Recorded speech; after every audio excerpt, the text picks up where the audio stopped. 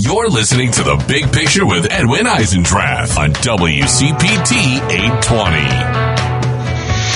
820. Welcome back. A little after 3 o'clock here in the upper Midwest. This is the hour I take your calls at 773-763-9278, but not before I talk to the incomparable A.B. Stoddard.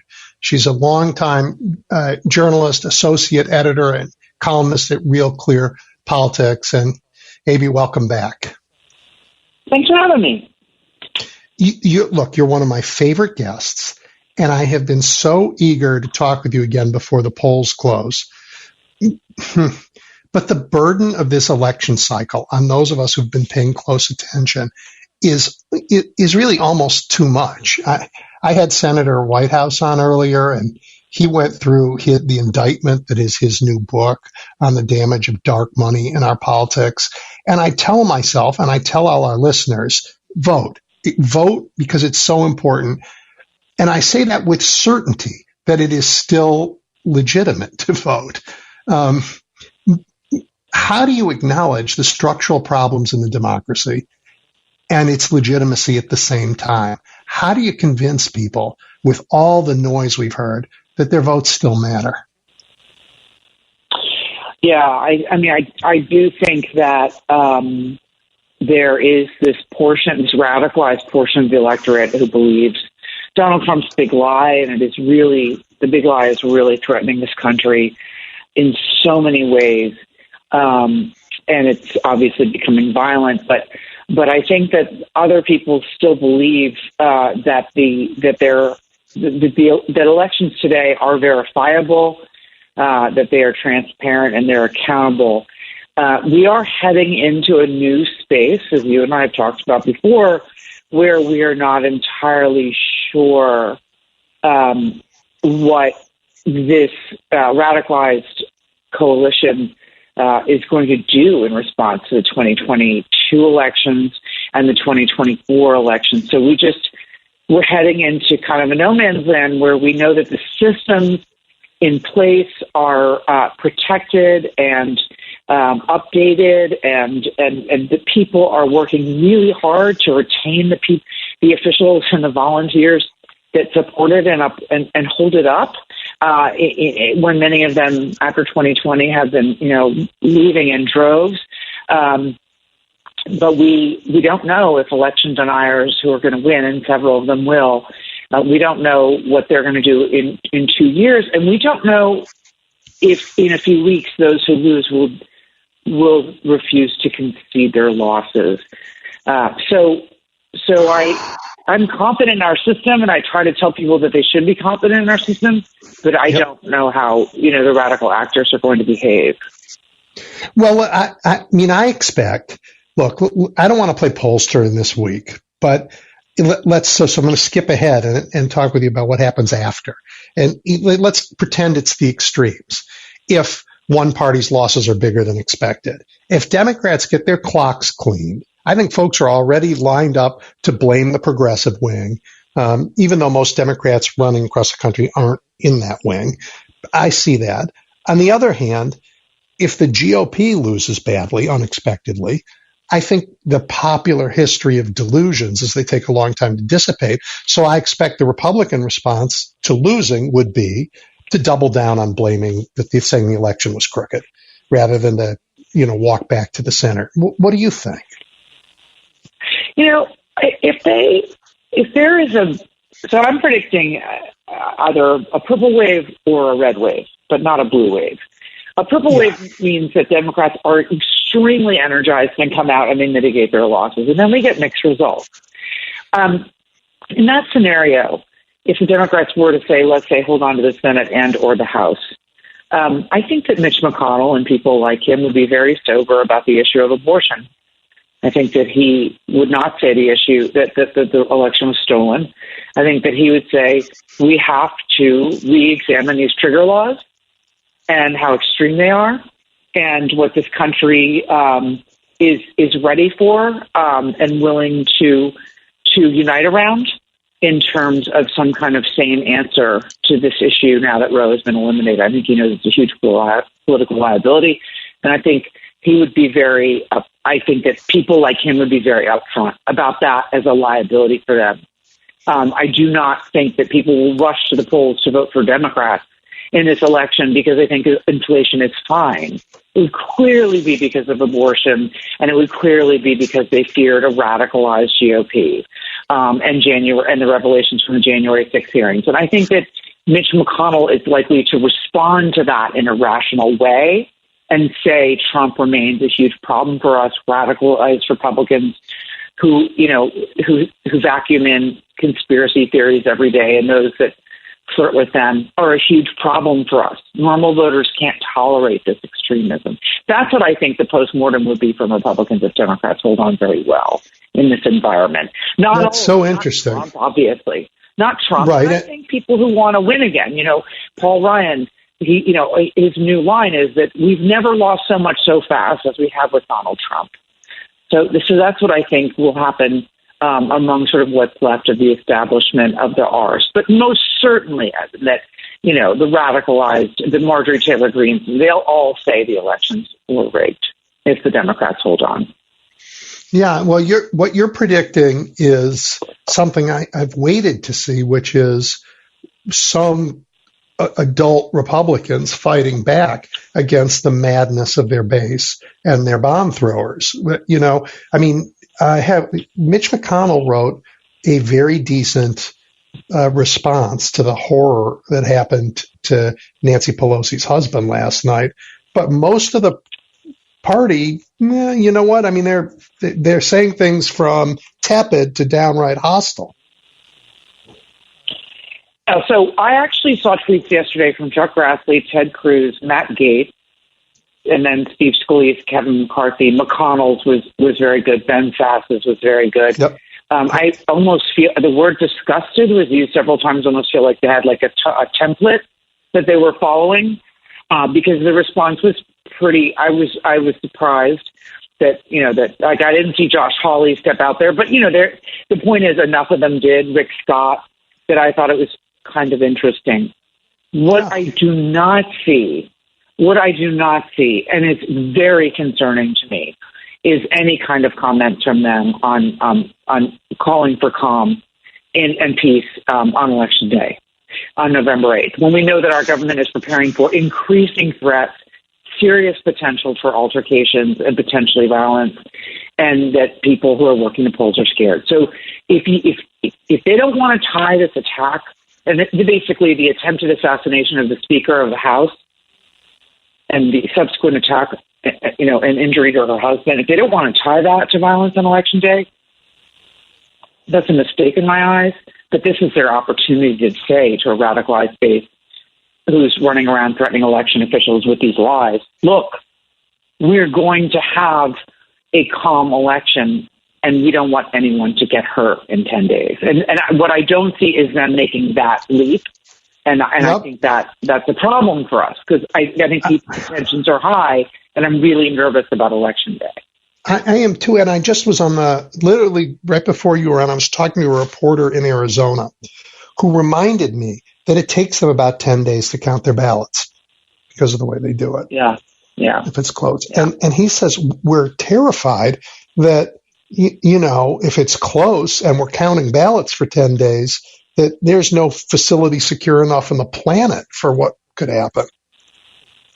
And that's what I wrote about this a week ago. And of course, the response from the Trumpers was, why are you just asking for Republicans to call for peace and calm?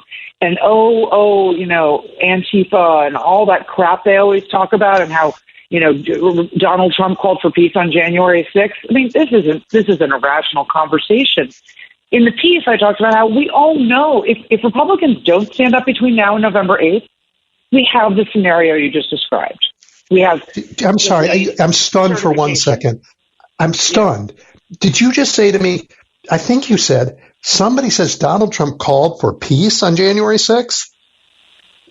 These are the emails that I get when I write. I think the word peace is somewhere in I think he said go peacefully once at the ellipse, and so they had that disclaimer for life, and they email me about it. Yeah.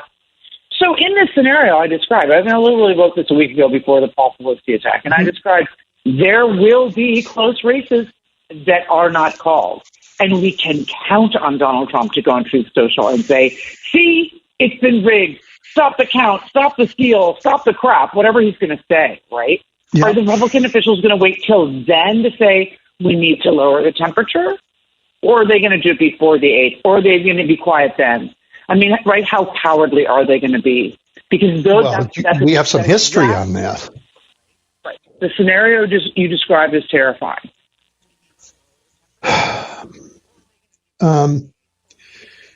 Okay. I'm really worried about it. I mean, on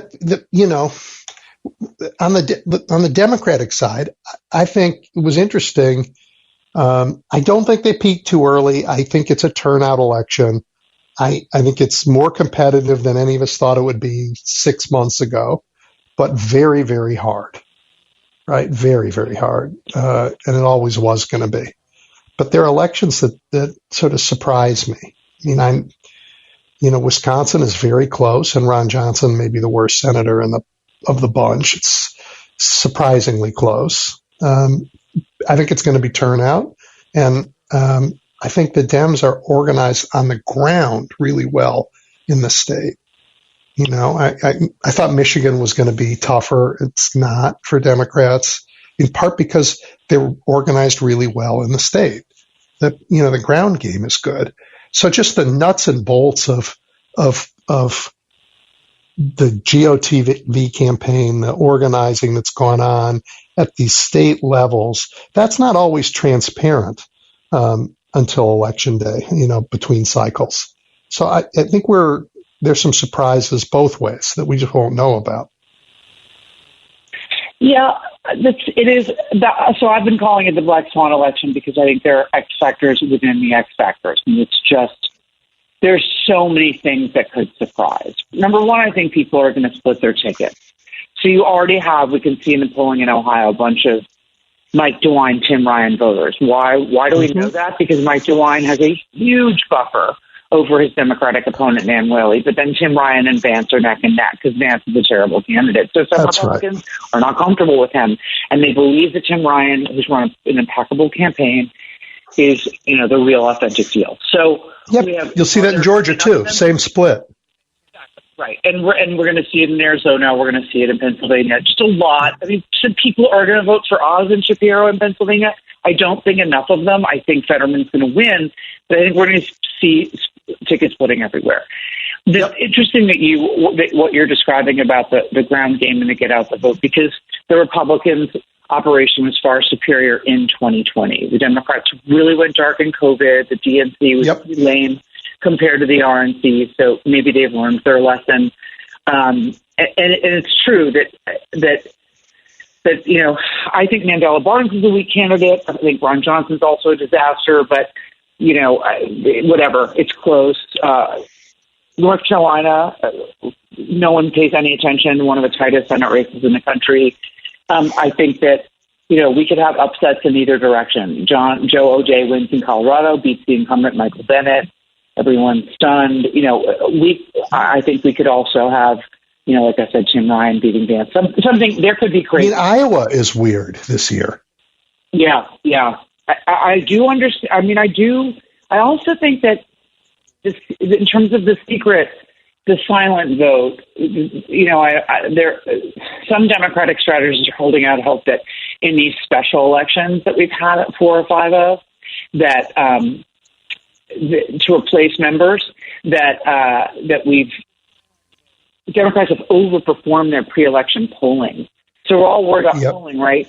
But these, where they think the Democrats are either going to come even or lose or win by 1, they've won by 3 or 4 or whatever. So that what that means is there a young voter that we can't track because they don't answer polls, they don't participate in the system, but they show up over abortion. Also, are there going to be Republicans who are mad about abortion who don't tell their friends or their husbands, but they vote? Yep. They either don't vote or they leave parts of the ballot blank, or they vote for Democrats. So I think there's so much potential for shock that it's so hard for us to predict who the electorate is going to be. Yeah. Yeah, really interesting. Most Look, midterms all of are this, just traditionally, most midterms are always older and whiter. And so they tend to just always skew more Republican anyway. And then, of course, they bounce the party in power. They tend to come out in force against the party in power. But the high turnout numbers so far, when we had the highest record turnout for a midterm in 2018, again, I'm just surprised that both sides are so energized. Well, it's possible. I mean, I'm going to be say something optimistic. It's possible that even though you and I pay a lot of attention to the politics, this is an election that has enormous consequences because politics are in the service of picking a government, and the difference in what the governments will do, depending on who wins, is so big. They're just actual consequences that are bigger than usual. And I think, abortion was the biggest, hello to people, but it isn't the only one. And for young people who care about climate, it's possible that, in this time of great division, the MAGA crowd has managed to unite people who don't really talk to each other. Folks who are really interested in reproductive choice, young people who are really interested in climate, people who are election security folks. All these are at stake in this election in ways they haven't been. So maybe they're going to show up and vote. At the same time, I think Republicans would tell you that most Americans have also not seen price hikes like this in their lifetime, 40-year high of inflation, and that the average voter absolutely may get people to vote. And the average voter is going to say, this government is terrible. Things never cost this much. And that they're not politically engaged and not focused on these other issues. I think that abortion is just one of these things for Republicans. It's such a problem because it doesn't go away. So it's not like a Mar-a-Lago scandal or whatever. It just keeps coming. You and I talked about that before. We will always be debating it. And so, I think that's the problem, is that not even the people in this country who don't follow politics, no one missed the Supreme Court decision, which it didn't go over anyone's head, Right. And it wasn't a news cycle event because it's impacting people's lives every day across the country. Yep. Right. So I think I understand the stickiness of inflation. I truly do.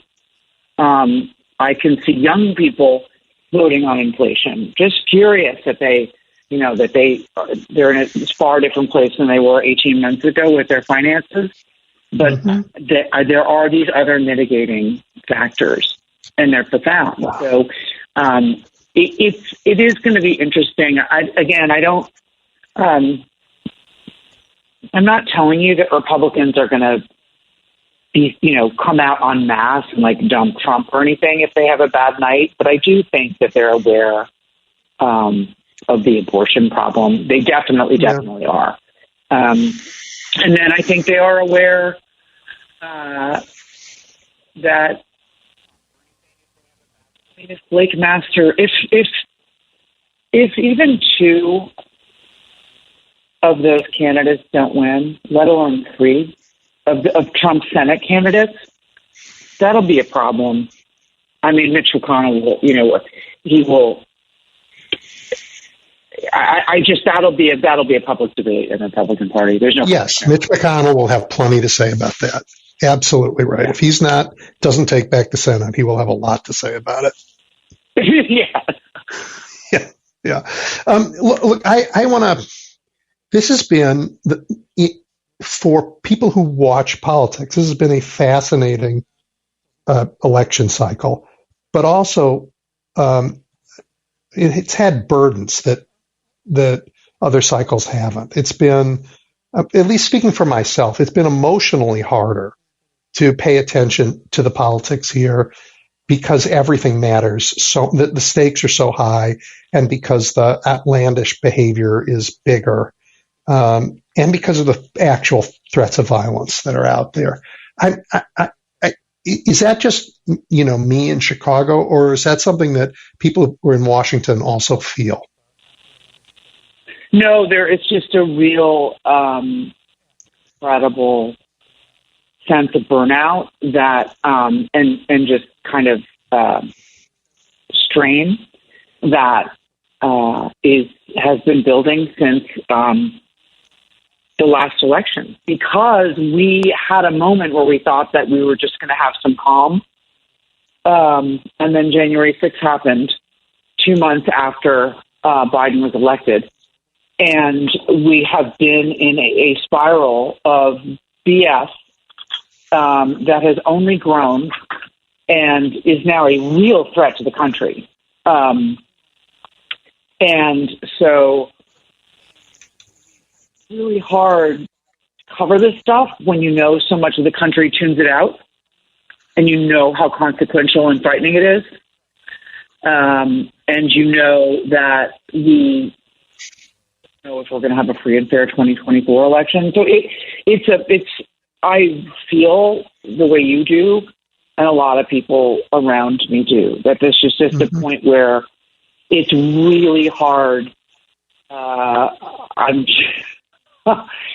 don't know if you saw this cartoon that Margaret Atwood tweeted a few months ago, but it's, they're the mother and daughter are in their Handmaid's Tale outfits, with the cat. They're standing next to each other, and the daughter says to the mother, "Why didn't you fight harder?" And she says, "Well, gas prices were really high." Oh my gosh. And that's kind of the way, that's some days I feel like you do, where I feel like we're speaking to a pissed off country that is not contemplating the issues we're contemplating, and they're mad about prices, and we're sympathetic to that, but that they're tuning all of this out and equating Republicans with Democrats and equating, matters of policy with, weird matters stuff. of, actually, matters of policy now, to me, are not as important as the constitutional order. If we don't get that right, we will have no policy. So It's really hard to have that conversation with people who aren't following it. And I want to be honest with listeners and help them deal with this, because we have to not get burned out. We have to stay in this fight. And it isn't going to be over this cycle.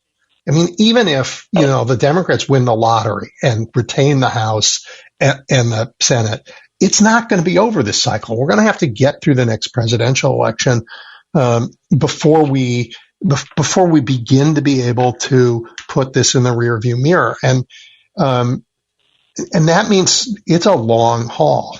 And I want people to be ready for that. I want them to take care of themselves, because I want you to take care of yourself so that you're here for this. I mean, I took my son, we went to a Bulls game, the other day. It felt great. Almost normal, right? Almost normal. Yeah. This is not a short-term problem we're in. No, you are right. And, right. You're right. I mean, the 2024 election and whether or not it can be stolen or attempted to be stolen is really the emergency, right? And then, if the Democrats were to hold on, first of all, they face a terrible map in the Senate in 2024 and will not have the Senate in 2024. It's exceedingly unlikely. Yep. So there's that. And if they were to retain control of both chambers, it gives the Republicans an advantage in the presidential cycle as well. And we're just looking at a 2023 that most Americans are just not contemplating. And I know we've discussed this before, multiple investigations of Hunter Biden, the impeachment of Joe Biden, the impeachment of Merrick Garland, investigations into Dr. Fauci, January 6th committee, which still dissolved, Afghanistan withdrawal, the impeachment of Secretary Mayorkas. I mean, this is going to be a Republicans in the House, which is like the likely scenario, even by a few seats, is going to be not a laughing matter three-ring circus, but some kind of crazy house on fire, mad situation. Yeah, and at the same time, when we see on the leadership on the Democratic side, really entering. I expect that Joe Biden won't run again, and I expect Pelosi won't stand for leadership and will leave the Congress. Which, when you open up those two contests, for the leadership team in the House and the primary for the presidency, the party will be in flux at a time when the Republican Party will be going crazy. So it's a lot. That's separate from the free and fair elections that we're worried about in 2 years, right? So it's a lot. Yeah. It's an enormous amount. Yeah. Like I said, I hope you're taking care of yourself, because your voice is going to be needed for a couple more years here in this. You're very kind. I really have my days, I'll tell you. It's hard. It is hard. It's hard to believe, but it's hard. Like I said, I think the hardest thing is that feeling where you feel like the country doesn't hear you. That most people just can't take it in. These are my good friends who don't take it in. They just can't deal with it. Well, the reality is hard, and people don't. It's hard to look at. It's very hard. You have to force yourself to see it. It's hard, and thank God most Americans don't only pay attention to politics. I mean, I wouldn't have a basketball game to go to or a book to read if everybody did what you and I do for a living, right? I mean, I'm glad that people do other things and are building our economy and making great art and doing sports and just having full other lives. But if the sovereigns don't do their job, the sovereigns now being the American citizens, just like a sovereign in a dictatorship, if they don't do their job, they're going to get thrown out and replaced by something else. And in a democracy, that's a really dangerous thing. Yeah, we really have to. Again, I worry so much about our kind of not just our apathy, but our lack of civic education or erosion of civic knowledge, because I'm worried that most people don't know what a Secretary of State does, Edwin, and is not really dialed into what Marchant in Nevada and Mark Pincham in Arizona, have planned should they win, and it'll be too late, right? So when was the time to try to get Americans to focus on that? And on that note, really quickly, I just wonder, I heard months ago, Jeff Bash, CNN reported that Obama was going to do some down ballot campaigning, including Secretary of State. And the hour's a little bit late. I mean, I kind of wondered, when are we going to sound that alarm? And it would take, obviously, Biden or a surrogate like Obama. And I don't know that the Democrats have done enough talking about that. I agree with you. I mean, they let the January 6th committee do some talking for all of them about threat sort of, writ large. But I mean, it's a 5-alarm fire and everybody should be talking about it. Part of the problem is the immense amount of dark money just flowing in to change a subject all the time. You point it out and they say, wait a minute, did you see that something over there in the corner? I mean, it's very hard to get people's attention on anything. Yeah. Well, like I said, I didn't mean to depress you. Obama's running around on the stump, and I just figured, he could be reading some Mark Fincham quote or tweets or something to try to explain to people that secretaries of state are responsible for the certification of elections. And that's anyway. Yeah, well, he's in Michigan, and there's an issue there. So that's good. He's there right now, and he'll be in Wisconsin, I assume, in the next 20 minutes, and he'll be doing stuff there. All of that is important. But, these Secretary of State candidates. But, I mean, I guess if we have one, it'll be something to talk about for the rest of the country. But dangerous. So dangerous. Well, Abby, I always love talking to you, and this was going to be the conversation at the end of this cycle that I knew was going to be it's out there. It's all right there for everybody if they just want to see it, and we have a great future in this country if people just want to have it, and not, live in a fantasy world of fake scandal. I mean, I think the future could be bright if we want to make it so. Yeah, I think that going back to the first thing that you said at the top of our conversation, I mean, people just really have to engage and they have to participate. They have to learn who the candidates are they're sending to the state legislature, make sure that people that they're, where are these candidates on abortion? Are they, election deniers? Are they, criminal justice abolitionists on the left who are, anti-police? I mean, really on both extremes, people have Google. And they can do things we didn't do 20 years ago to make sure that, they don't have to fill out a straight party ballot. They can choose wisely and they can split their tickets and they just need to vote and they need to, find out if there's any political reforms happening in their state and support those. And they need to watch their media diet. And those are things, and they need to vote in primaries. And those are things that we can do. We are not powerless. Yep. To make sure that we're doing our part. I'm going to give that the last word. Hang in there. Be well. You and I hope we'll talk again right after the primary or the election, and we can either laugh or cry and then talk about what's coming. Okay. Thank you so much. Take good care of yourself as well. All right. Good to talk to you.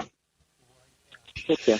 All right, everybody. That was A.B. Stoddard, the Associate Editor Columnist at Real Clear Politics, one of the clearest eyes on the world we're in today. You're listening to The Big Picture with Edwin Eisendrath on WCPT 820.